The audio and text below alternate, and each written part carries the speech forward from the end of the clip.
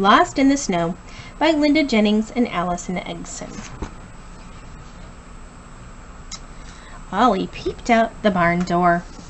Something cold and wet plopped on his nose. "What's all this white stuff, Mom?" he squeaked. "Can we eat it?"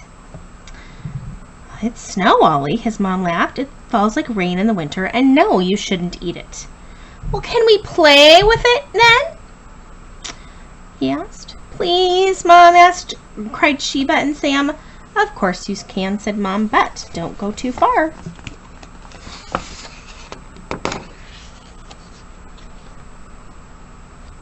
Sam and Sheba skidded and slid across the icy farmyard. "Wait for me!" yelped Ollie, racing after them. When the puppies reached the field, they stopped and stared. There was snow everywhere. "Let's play!" cried Ollie. The puppies chased and dug and rolled over under the flying snowflakes until suddenly a strange face loomed up in front of them. A face with a huge mouth, huge eyes, and a huge bark. For a moment, the puppies froze with fear. "Run!" Sheba cried. The puppies rushed off through the flurrying snowflakes. Ollie's paws scrabbled and skidded as he ran and ran, until at last the dog's barks faded and everything was quiet and still. But where were Sheba and Sam? Where was the farmyard and the barn?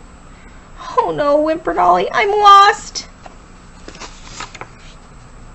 "To-wit, to-who are you?" hooted a voice high above him. Ollie looked up. 2 big round eyes stared down. "I'm Ollie, and I've lost my family, and I don't know my way home," Ollie squeaked. "Perhaps you should follow your footprints," suggested the owl. "They'll lead you home again. But hurry, or they'll be covered in snow." "Thank you so much," said Ollie. "I'll do that." So tail wagging, he set off. But by the time he reached the middle of the field, the footprints were disappearing under the fresh snow. Soon Ollie couldn't see them at all. He trudged on and on as the snow grew deeper. "I must keep going," he panted. "I must get back to my nice warm home and supper." At last Ollie reached the edge of the woods. Were these the woods by his farm? If they were, then he was almost home.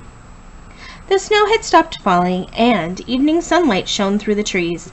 Crunch, crunch. Ollie crept through the icy leaves, and then, all at once, swoosh! Ollie slipped down an icy slope, tumbling over and over. Thump!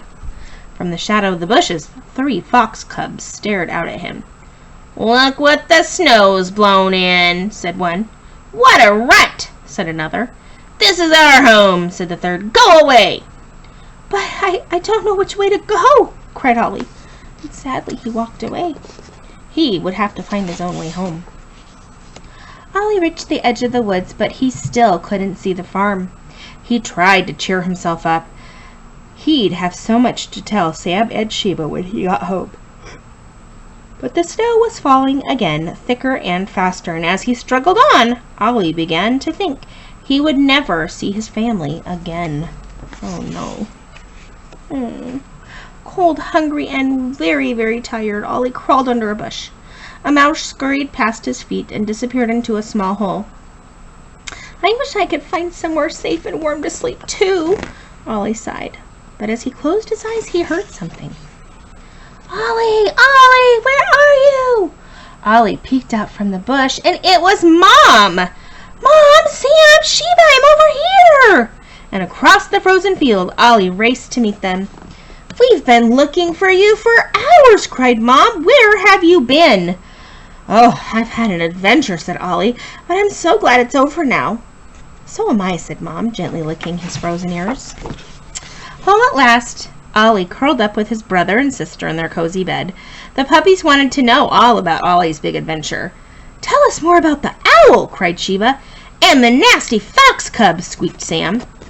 But warm and snug, his tummy full of dinner, Ollie fell fast asleep. His story would have to wait for another time. The end.